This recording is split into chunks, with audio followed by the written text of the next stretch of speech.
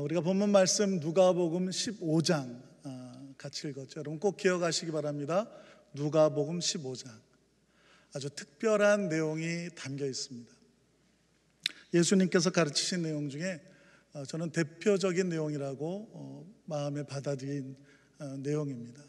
왜 그러냐면은 같은 뜻의 이야기가 3번이나 등장합니다.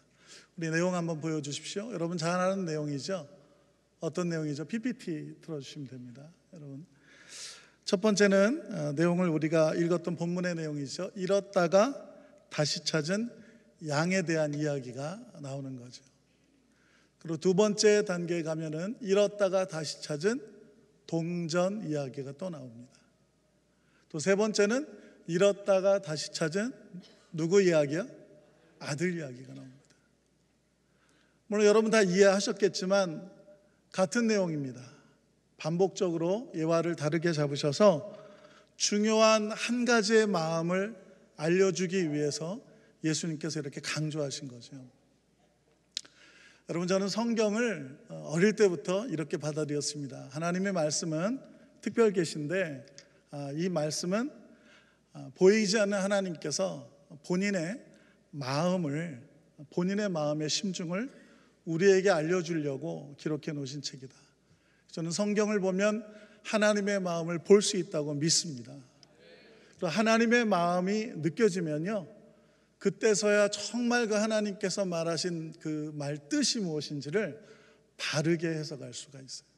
하나님의 마음을 이해 못하면 그 뜻이 오류가 될 수 있습니다. 그래서 그 뜻을 바르게 해석한 사람은 지금 이 시대에 일어나는 주님의 섭리도 읽어낼 수가 있다고 저는 믿습니다. 성경을 저는 이렇게 보게 되거든요. 여기에도 중요한 하나님의 마음 한 가지를 발견할 수가 있는 거죠. 예수님이 3번이나 비유를 통해서 강조하셨습니다. 어떤 내용이냐면 하나님은 잃어버린 영혼은 기필코 찾는다. 잃어버린 한 영혼을 기필코 찾아내겠다. 이게 하나님의 강력한 의지고 뜻이며 마음입니다. 여러분 잊지 마시기를 축복합니다. 오늘 읽었던 내용을 짧게 정리해서 나누도록 하겠습니다. 본론의 예화는 아주 간단하죠. 여러분 중에 어떤 사람이 양 100마리를 가지고 있는데 그 중에 한 마리를 잃어버렸습니다. 그러면 찾으러 다니지 않겠느냐. 이 말 뜻이 뭐냐면 이 이야기는 누구라도 그렇게 할 것이다 라는 내용이 담겨 있는 것입니다. 실질적인 계산과 어떤 영리나 이기적인 자신의 생각으로는 99마리가 있는데 한 마리 없어도 되지 않나 이렇게 생각할 수가 있거든요. 그런데 예수님은 그러지 않았습니다. 누구라도 이렇게 할 것이다 라는 뉘앙스를 담기고 나타난 거죠. 이유는 그렇습니다. 물론 양은 주인의 재산이기도 하지만 이 내용을 읽어보면 양은 재산 이상의 가치를 가지고 있다라고 표현하고 있는 거예요. 잃어버린 한 양은 재산 이상의 가치와 내용이 있다. 그 말씀이 요한복음 10장 3절에 살짝 드러납니다. 여러분 이 요한복음 10장 3절에 가면은 주인은 양의 이름을 일일이 다 알고 부른다라는 거예요. 내 재산이 아니라 나의 자녀 같은 거죠. 우리나라도 이제 많이 발전돼서 그러는데 애견을 키우지 않습니까? 애견. 제가 아는 목사 중에도 본인의 스트레스와 힘든 것을 이 애견을 키우면서 이렇게 많이 극복했다라고 하는 그런 이야기도 저는 얼핏 들은 적이 있어요. 애견을 잃어버리면 막 그냥 곳곳에 그 방을 붙여서 살해하겠다고 할 정도로 찾는 사람들도 많이 봅니다. 여러분 그래서 이해가 될 거예요. 이 잃어버린 한 마리의 양은 그냥 재산 이상이라는 거예요. 내 친구고 내 동반자고 내 자녀고 그 이상의 어떤 마음을 비중을 줄 수 있는 것이라는 거죠.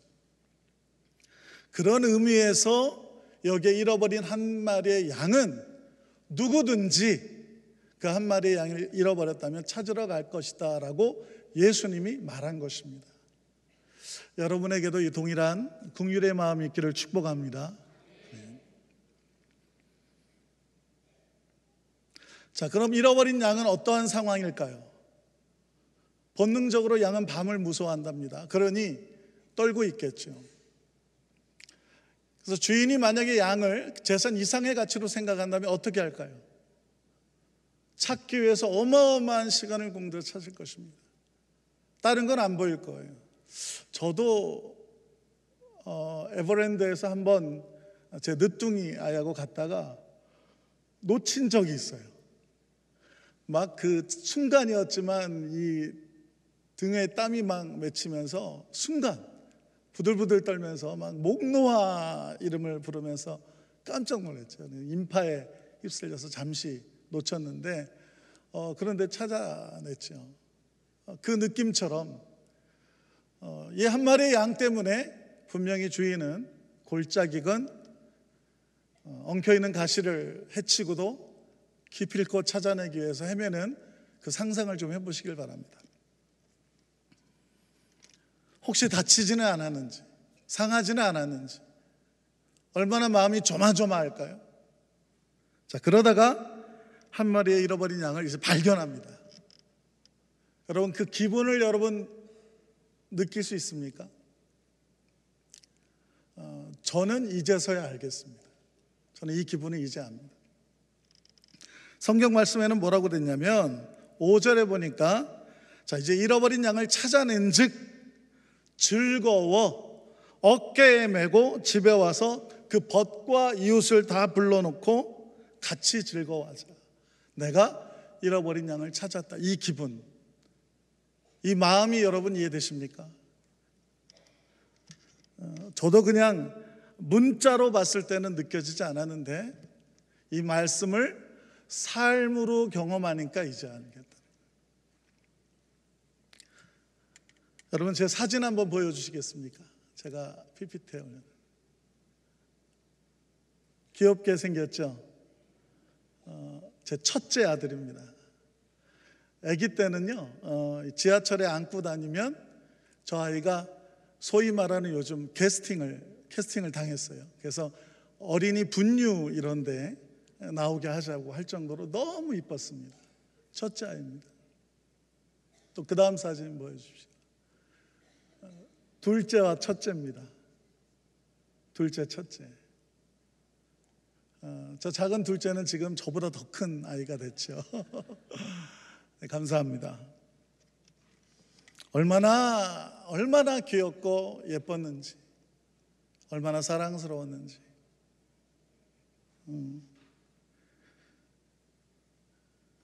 근데 이 아이가 이제 6살, 7살 때 내분비에 이상이 생긴 거예요. 우리가 어떻게 알았냐면 6살인데 겨드랑이에 털이 나버린 거예요. 깜짝 놀랐죠. 이게 뭐야? 해서 급하게 대학병원에 데리고 갔더니 교수 선생님께서 왜 이제 왔냐고, 늦었다고. 성장판은 다 다쳤고 아이는 이제 난장이 6살짜리의 몸인 거죠. 거기서 안 자랄 상황인 거예요. 속으로 이미 다 자라난 상황인 거죠. 제가 선교사인 것을 알고 이 교수님이 LG생명에다가 얘기를 해서 당시에는 시험약이었어요. 당시에는. 그래서 그것이 아마 1년 동안 치료비가 한 1,400만 원. 그 옛날에. 제가 될 수가 없으니까 그 약을 투약을 할 수 있도록 한 거죠. 그래서 이 성장판을 멈추고 몸을 빨리 자라나게 하는 거죠. 지금 165까지 자라났어요. 근데 문제는 약 때문인지 모르겠지만 분명 그 의사 선생님이 후유증이 좀 있을 수도 있다라고 했다. 그리고 중학교 때부터 문제가 일어나기 쉽습니다. 첫 번째는 우울증. 방에서 안 나와요. 집에서 안 나가는 게 아니라 여러분 방에서 안 나와요. 학교는 어떻게든 왔다 갔다 하는데 학교에 갔다 오면 방에 딱 들어가면 안 나와요. 그리고 학교에서 조사를 했는데 중학교 때 자살률 95%, 상담 요망. 그리고 상담을 권고했더니 이 아이가 그 상담을 하는 선생한테 왜 내가 당신한테 이런 말을 하냐고 하면서 박차고 나옵니다. 아무도 못. 거기에다 분노 조절 장애. 순간적으로 말하면 상상할 수 없는 행동이 나옵니다. 중학교 넘어서 3학년 되니까 게임 중독. 방 안에서 뭐 하겠어요? 게임 중독. 그렇게 이뻤던 아이인데 중학교 때부터는 정말 저희 가정의 폭탄이었어요. 감당하지가 못해요. 이 분노 조절이라는 안 되는 게 뭐냐면 가만히 앉아 있다가 그냥 앞에 있는 아이 주먹으로 때리는 거예요. 그래서 또 불려가기도 하고. 아까 봤던 두 꼬맹이가 둘째 아이인데 지금 커가지고는요, 어느 날 쌓였던 분노를 표출하는데 칼을 들고 둘째 아이가 조용히 좀 하라고 게임하면서 막 소리 지르거든요. 그랬다가 뒤에서 칼로 걷버렸어요. 그래서 여기서까지 다 찢어지고 인대는 안 끊어졌는데 어느 날 집에 갔더니 피가 낭자하고 그 아이를 붙들고 병원 가서 여기가 아직도 흉이 그래서 있습니다. 두 아이는 원수가 됐죠. 저런 아이들이었는데 이게 분노 조절 장애 안 되는 거예요. 어느 날은 엄마 머리가 산발이 되어 있길래 제가 방에 있다가 나왔더니 갑자기 엄마 머리가 산발이 되어 있어서 무슨 일이냐고 그러니까 아무 일도 아니라고 하더라고요. 그래서 첫째 아이를 불렀더니 아무 일도 아니야 이랬는데 알고 보니까 늦둥이, 오늘 저하고 늦둥이가 애기인데 장난을 하다가 뭐 툭 쳤는데 아프게 했다는 거죠. 근데 순간 욱하니까 그 어린아이를 발로 밟아버린 거예요. 그걸 몸으로 엄마가 막다가 엄마가 맞은 거예요.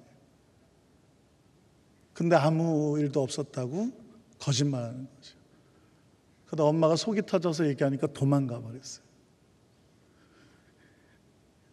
감당이 안 되는 거예요. 포기, 저희는 포기했어요. 우리 목사님이 제 등치 소개했는데 저도 무서워서 어느 날 문을 잠그고 잔 적도 있어요. 밤에 해코지 할 수도 있어서 20살이 됐습니다. 군대 다녀오면 좀 달라지겠지. 영장이 나와서 옳지, 잘 됐다. 군대 보내서 거기서 좀 기합도 받고 뭐 그러다 보면 좀 더 나아지지 않을까. 그래서 군대 보내려고 준비를 했습니다. 근데 한 가지 특이한 증상을 고쳐야 돼요. 왜냐하면 밤마다 비명을 질러요. 얘가 첫째가 4시만 되면 공포영화에서나 나올 만한 엄청난 비명소리가 질러지는 거예요. 그래서 내무반 가서 자다가 맨날 하루도 안 빠지고 매일 그러는 거죠. 그래서 내무반 가서 문제가 되니까 이건 고쳐줘야겠다 해서 대학병원을 데려갔습니다. 그럼 머리부터 검사를 한 거죠. 비용이 그렇게 많이 드는 줄 몰랐어요. 한 300만 원 넘게 나왔어요. 검사만. 근데 검사를 다 끝났는데 교수님이 상상하지 못했던 병명을 얘기합니다. 치매라는 거예요. 20살인데 이미 65세의 어르신들의 뇌로 퇴화가 됐고 점점 퇴화하고 있고 밤마다 비명을 지르는 것은 간질이었다는 거예요. 그러니까 몸은 자는 것 같은데 뇌는 자지 않았다는 거예요. 너무 절망적이었습니다. 우울증, 분노 조절 장애, 상상할 수 없는 것도 이 수많은 것도 더 힘든데 거기다 치매라니. 제가 비명을 질렀습니다. 가슴을 찢고 너무나 고통스러우니까 운전하다가 제 와이셔츠를 북북 찢으면서 막 차 안에서 아무도 없으니까 차 안에서 운전하면서 눈물이 너무 쏟아지니까 비명을 질렀어요. 너무 고통스러워서 2주 동안 눈물로 침대에서 지냈습니다. 밤에 엎드려서 울면서 기도하는데 하나님께 매달렸습니다. 하나님, 잘못했습니다. 여러분도 아시겠지만 치매는 현재 의학에 약이 없대요. 고칠 수가 없대요. 약이 있거나 수술하면 좋은데 그게 안 된다는 거죠. 특이한 케이스이기 때문에 어쩔 수 없는 거죠. 병원 의사도 안 된다니까. 하나님께 매달린 거죠. 제가 잘못했습니다. 저의 모든 걸 용서해 주십시오. 저의 죄 때문입니다. 하나님 좀 살려주십시오. 침대에서 떼굴떼굴 구르면서 침대를 치면서 엉엉대고 울면서 살려달라고, 잘못했다고. 그렇게 기도하는데 어느 날 사도행전 후반부의 말씀을 묵상하면서 거기에서 그 말씀이 글자가 아니라 갑자기 영화처럼 투영되어지듯 장면이 올라오는데 이런 내용이었죠. 사도 바울이 죽을 줄 알면서도 로마로 간다는 것입니다. 성도들이 다 말리는데 바울은 사명 따라 간다는 거예요. 결국은 바울은 죄수의 신분으로 배를 올라타고 가게 됩니다. 그때 바다에서 유라굴로라는 풍랑을 만나게 되는 거죠. 이 광풍이 일어날 때 배에서 주님의 음성을 듣습니다. 여러분 잘 알죠? 바울아, 너의 목숨은, 너의 생명은 지켜진다. 상하지 않는다. 왜 그러냐면 로마로 가야 되기 때문에. 근데 놀라운 것은 너로 인하여 이 배 안에 타고 있는 모든 사람의 생명도 지켜진다, 보존된다라는 거예요. 너로 인하여, 바울 한 사람 때문에. 그때 이 말씀이 영화처럼 투영될 때 제가 너무 하나님께 기도의 응답으로 알고 하나님, 제가 그렇게 살겠습니다. 사명 따라 살겠습니다. 먹을 양식 때문에 살지 않고 명예를 높이기 위해서 살지 않고 사명 따라 살겠으니 제 가정에 타고 있는 저의 항해에 타고 있는 우리 가족들이 살아날 수 있도록 도와주십시오. 이렇게 눈물로 기도하며 응답받은 그 밤에 아까 우리 찬양팀들과 같이 불렀던 로마로 가는 길이라는 찬양을 쓰게 된 것입니다. 그리고 하나님께 기도했습니다. 2달을 구체적으로 기도했습니다. 하나님, 이제 제가 어떻게 할까요? 하나님, 이제 제가 어떻게 하면 되죠? 병원에서 의사가 7년 아니면 8년 지나가면 아빠 얼굴을 못 알아본다는 거예요. 이제 아빠가 누군지, 엄마가 누군지, 혹은 어쩌면 심하면 목 밑으로는 마비가 올 수도 있다고 하더라고요. 시간이 7, 8년밖에 안 남은 거죠. 그래서 제가 기도하는 거죠. 하나님, 제가 이제 어떻게 할까요? 하나님, 어떻게 하면 될까요? 그때 하나님이 제 기도에 응답을 하십니다. 1달 넘어서 계속 이 기도를 했는데 한 사람을 위한 교회를 세우라는 거예요. 저는 어떻게 은사가 찬양 쪽으로 받아서 제가 CCN 가수는 아니지만 예배 사역을 오랫동안 섬겼잖아요.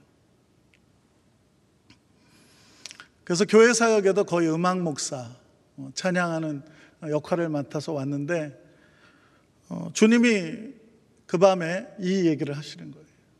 한 사람을 위한 교회. 저희 아이들에게 복음을 전했습니다. 목사가 복음을 전하지 않았겠어요? 했는데 사실은 첫째 아들은요, 거부했어요. 아빠, 저는 믿어지지가 않아요. 아, 그렇구나. 아빠가 더 기도하겠다. 근데 그 아이를 위한 교회, 한 사람을 위한 교회라는 것을 생각했을 때, 아, 얘가 예배에 참석할 수 있을까? 그래서 또 몇 번을 기도했는지 모릅니다. 그리고 이렇게 설득했습니다.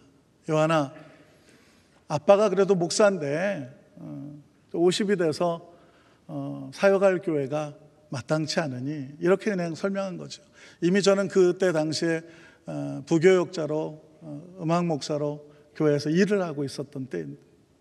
아들에겐 그렇게 얘기했어요. 일할 것이 마땅치 않으니 그래도 한 주에 한 번씩은 설교해야겠기에 네가 아빠를 좀 도와다오. 아빠가 설교할 테니 너는 앉아만 있어라. 앉아만 있어라. 그러니까 그래도 아빠라고 얘가 그래요. 그럼 앉아만 있으면 되냐고. 그래, 앉아만 있어라.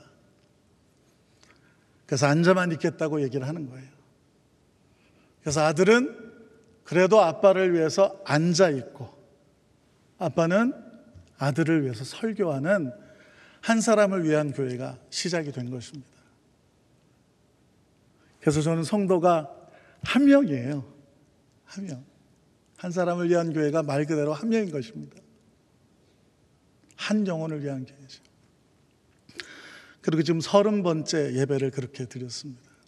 처음에는요, 따라도 안 하는데 여러분, 예배 안에 놀라운 기적의 변화가 일어납니다. 여러분, 제가 그래서 여러분에게 예배에 대해서 기대감을 더 많이 가지고 나오시기를 축복합니다. 단순히 위로, 그럼 위로만 해도 엄청나죠. 하지만 예배를 통한 하나님의 능력을 경험하시기를 축복합니다.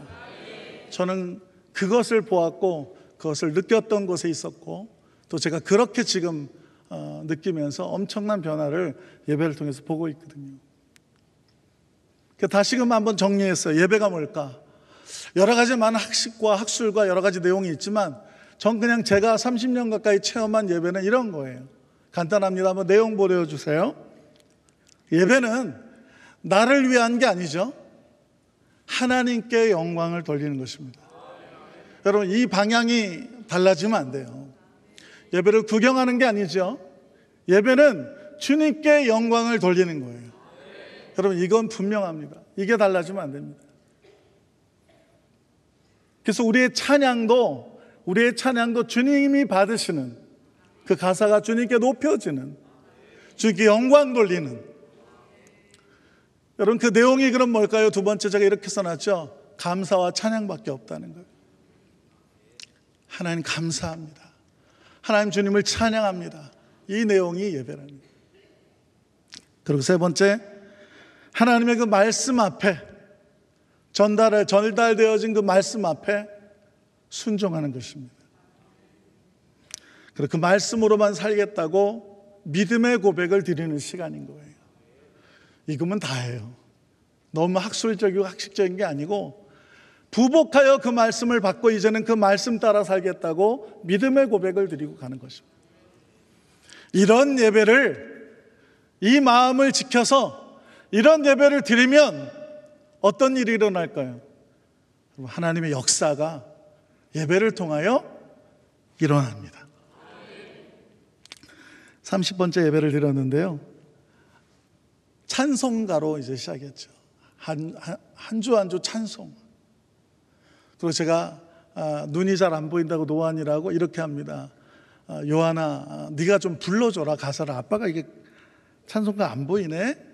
그러면 투덜덜거리면서 이렇게 말합니다. 복의 근원 강림하사. 그럼 제가 복의 근원 강림하 이렇게 하는 거예요. 일부러 입을 열어서 찬송을 읽게 하고, 이해되셨죠? 성경을 읽게 하고, 한 주 한 주 계속 예배에 참여를 유도시킨 거예요. 그럼 말씀을 듣고 질문하면 대답하게 하고.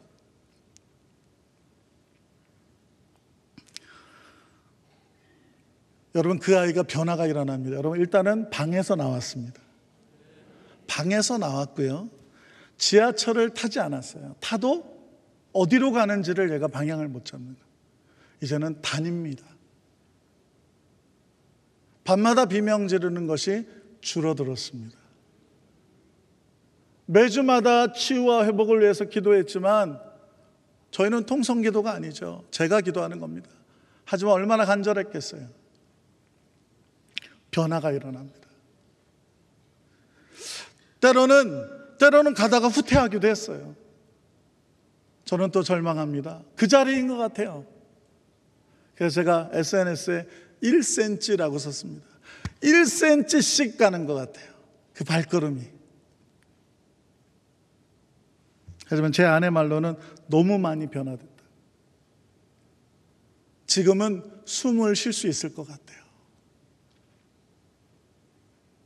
지금은 대화가 됩니다. 말을 합니다. 엄청난 변화죠. 저는 분명히 이 예배를 통하여 의학적으로는 안 되는 기적 같은 놀라운 일이 일어날 것이라고 믿습니다.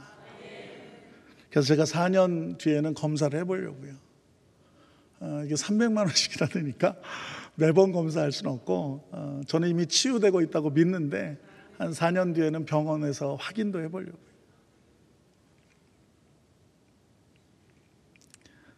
그래서 저는 아까 말한 5절의 말씀을 느끼는 거예요. 지금 아이의 변화된 것만 해도 너무 좋은 거예요.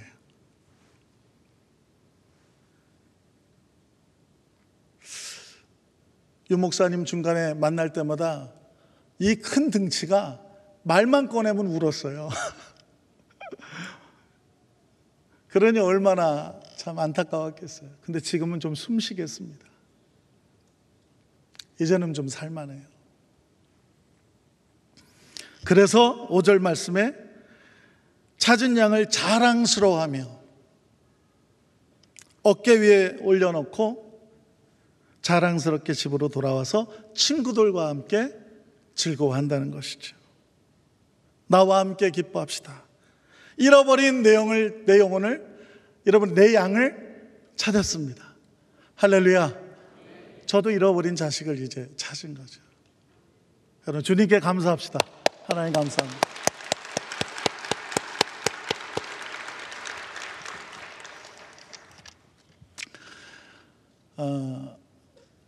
저는 이 말씀을 통해서 여러분들에게 오늘 메시지의 결론은 이렇게 나누고 싶어요.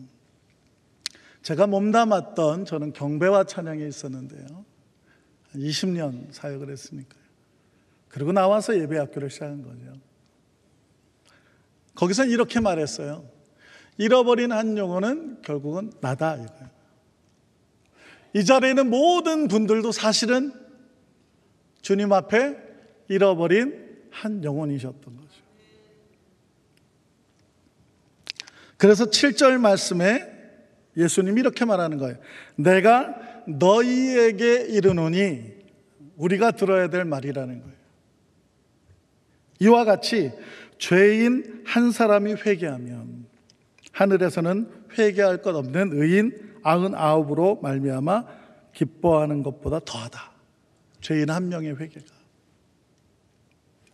여러분이 바로 하늘의 그 기쁨이라고 저는 믿습니다. 여러분, 한 사람 한 사람이 그 기쁨인 거예요. 하나님이 우리 한 영혼을 그만큼 소중하게 여기셨다. 저도 마찬가지죠.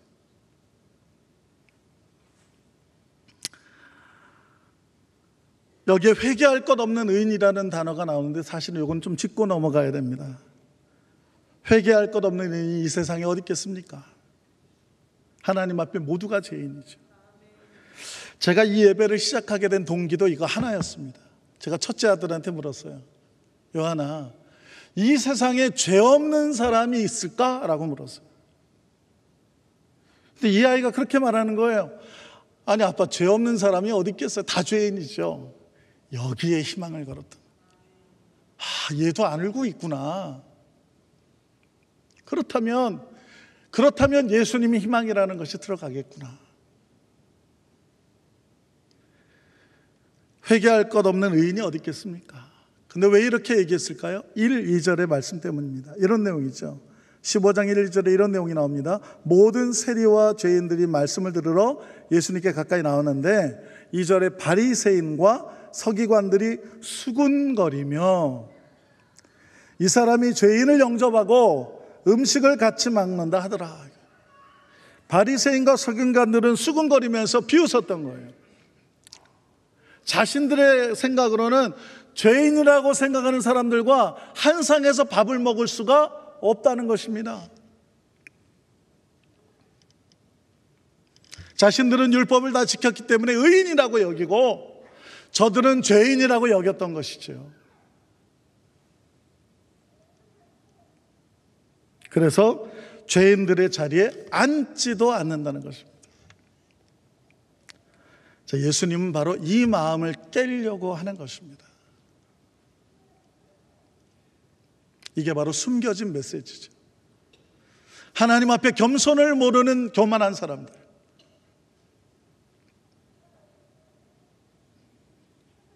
회개할 것이 없는 의인은 없습니다. 우리는 모두 다 죄인인 것이죠. 주님의 은혜로 잃어버린 양 한 마리와 같은 나를 주님이 찾아주셔서 이 자리에 있게 된 것이죠. 그러므로 여러분, 우리는 형제와 자매 안에서 서로 다투거나 비방하거나 판단하거나 할 일이 없어야 되는 것입니다. 그럼 우리는 형제 자매이기 때문입니다.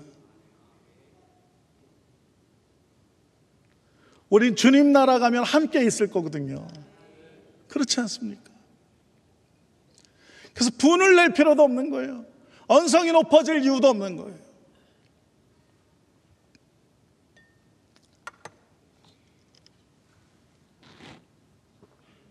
여러분, 제가 제 첫째 아이에게 교훈을 할 때 어떨 때는 속상하니까 요한아, 이런 톤으로 얘기했어요.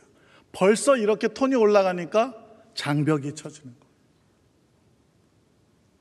근데 어느 날 이걸 알고 훈육을 하고 교육할 때 온유함으로, 부드러운 목소리로, 아들아, 이거는 있잖아, 우리가 이렇게 하면 어떻겠니? 여러분, 그게 더 효과가 있었어요. 알아듣더라고요. 아, 아빠 알겠어요.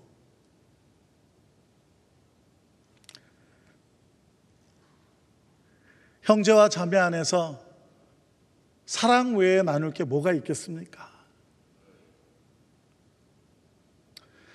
여러분, 제가 교역자로 교회 갈 때마다 어느 집사님이 저를 보면 자꾸 안아주세요. 첫인사가. 아유, 목사님, 한 주간에 꼭 안아주세요. 어색하긴 했는데 얼마나 격려가 되든지. 그냥 말 한마디.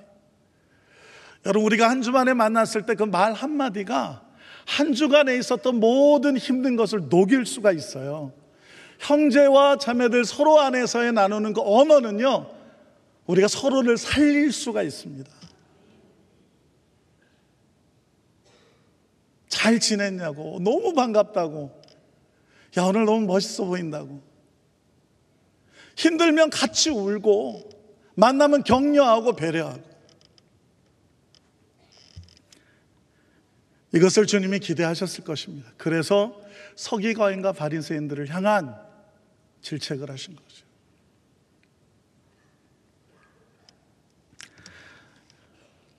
결론적으로 여러분에게 이러한 마음을 좀 나눴으면 좋겠습니다. 여러분, 제가 전도를 그렇게 생각해요. 물론 소중합니다. 전도지를 나누고 또 길에서 이렇게 나누고 소중해요.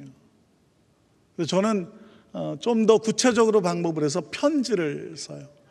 그리고 이제 100명에게 주기보다는 1명에게 주자 해서 그 편지에 마음을 담아서 글을 쓰는 거죠. 솔직하게 쓰는 거예요. 안녕하세요, 저는 한 여인의 남편이고 세 아이 아빠입니다. 그러면서 글을 써요. 근데 저의 직업은 목사입니다. 근데 그 힘든 삶을 살았는데 꼭 이 편지를 받은 분도 교회를 안 다니시면 가까운 교회에 가셔서 예수님을 꼭 만나길 바랍니다. 저희 교회 오라고 쓰지 않고요, 주변에 좋은 교회. 저희는 아직 한 사람만 받기로 했거든요. 어느 교회 갔더니 어느 집사님이 설교 끝나고 나서 묻더라고요. 아, 목사님 교회는 어디시냐고. 아, 지금 어디에서 예배한다고. 아, 성도는 몇이냐고. 이렇게. 한 명이라고 얘기했는데. 여러분 이해 다 하셨죠? 그러면 앞으로 많이 부흥하겠네요. 그러기를 아니라고, 그냥 한 명이라고. 저는 지금 이 한 명으로부터 목회를 진짜 배우고 있습니다. 이게 뭐냐면, 한 명을 이렇게 키워야 되는구나, 한 명을 이렇게 돌봐야 되는구나, 한 명을 이렇게 사랑해야 되는구나를 이제서야 아는 거예요. 그 한 영혼부터 출발하는 거예요.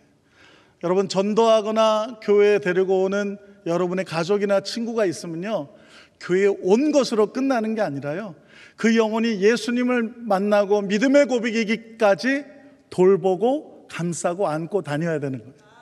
한 영혼을 그렇게 돌보라는 것입니다. 전 아까 말한 그 첫째 아이 병 있는 아이하고 일주일 내내 같이 지내요.